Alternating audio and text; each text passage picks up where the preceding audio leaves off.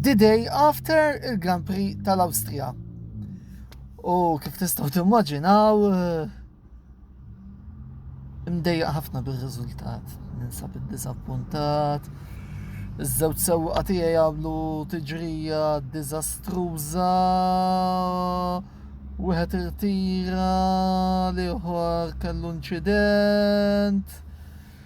Kelli tiġrija timt ninżomm jawmin kellu tiġrija diżastruża.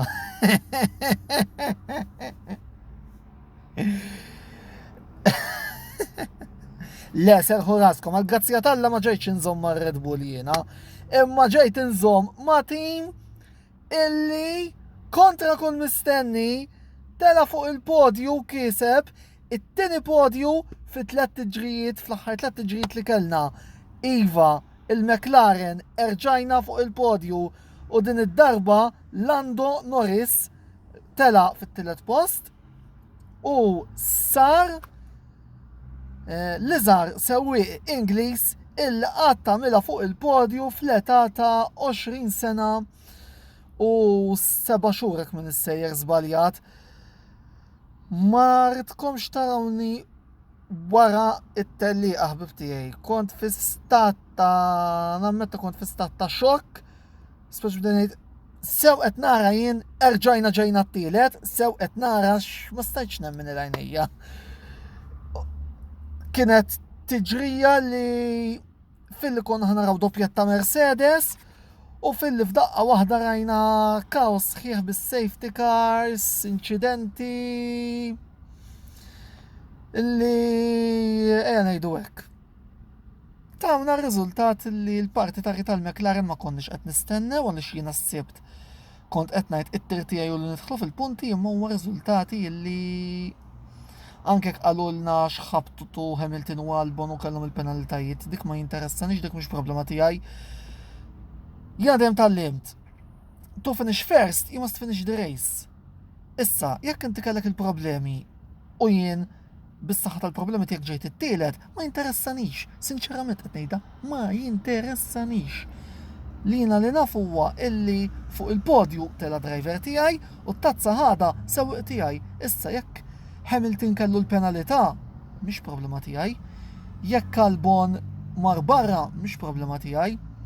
Jekk tar-Racing Point, għax anke ġew fans tar-Racing Point qaluli għax kien hemm il-penalitajiet, kellu xi problemi u xi penalitajiet, dik mhux problema tiegħi. Jiena il-karozza tiegħi wassalta fejn kellu wassalta iżjed minn istennit li kellu wassalha. Issa dika mbagħad araw intom kif se tiddiljaw fuqha. Tkellimt ħafna fuq Lando, ma nixtieqx ukoll ninsa l-Carlos Sainz li spiċċa fil-5 pożizzjoni. Bravo Carlos, kellek tiġrija tajba ħafna u bis-saħħa ta' daw il-punti li ġibna mingħajr ma ninsew il-leb veloċi ta' Lando li tagħtu punt ieħor. Issa qegħdin it-tieni b'28 punt u ftit punti l-bot mill-Mercedes. Le m'iniex qed naspera li nirbaħ il-kampjonat. Serħu raskom tis-sena l-McLaren jekk niġu l-5 huwa suċċess. Għal xina xorta ngħid li l-Ferrari hemm se jkunu ir-Racing Point qegħdin aħjar minna anyway. Imma ejja ngawdu s-suċċess. Il-fatt li t-tim tagħna rnexxielu jġib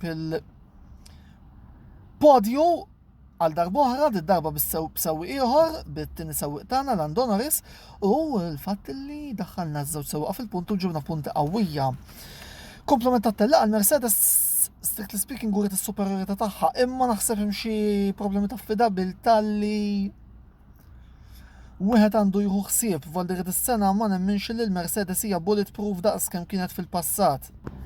Barra minn hekk reġa' kien hemm dak l-inċident bejn Hamilton u Albon id-darba fl-aħħar parti tat-tiġrija kif ġara fil-Brażil, nispera li l-wiċċ m'għandux għat-Tajlandiż għax isu qed ikollu ħafna inċidenti miegħu. Ibqgħu ċerti li l-ġimgħa d-dieħla Hamilton se jieħu xi-rankat biex jirbaħ u jekk jista' jkun jagħmel Grand Slam.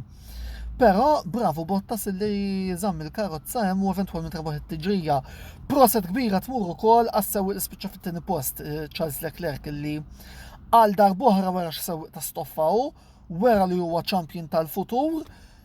Jiena mhux ħanqod niddejjaq ngħid anke Leclerc isuq ma' tim rivali storiku tal-McLaren.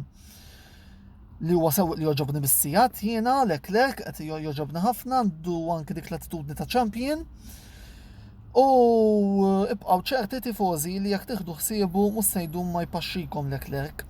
Ovvjament fuq is-sewwieq li ieħor Vettel ma tantx hemm xi ngħidu, inċident ieħor, spin oħra, issa ġie qal almenu spinjaj darba biss, konfermuh il dan huwa sewwieq spiċċut u bil-ħaq da sewwieq li spiċċut li rridu jbellawlna u li ħasbu li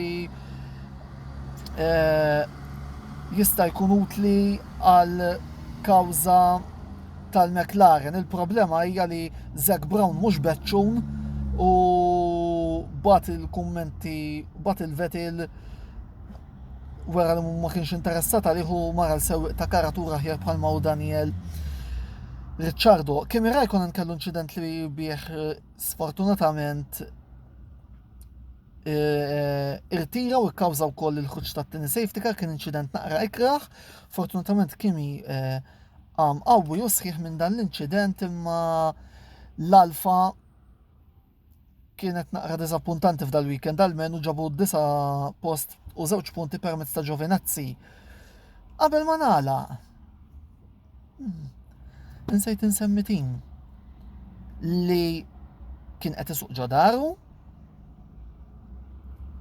Laba tal-hero baqa' jipprotesta fuq Hamilton. Okay, forsi kellhom raġun u mbagħad qalu li Verstappen fuq l-istess nota ġib penalizzat, orrejt dik sentijilkom. Imma Verstappen kellu l-problemi b'dik li hija il-magna li kellha ta' titlu lir Red Bull.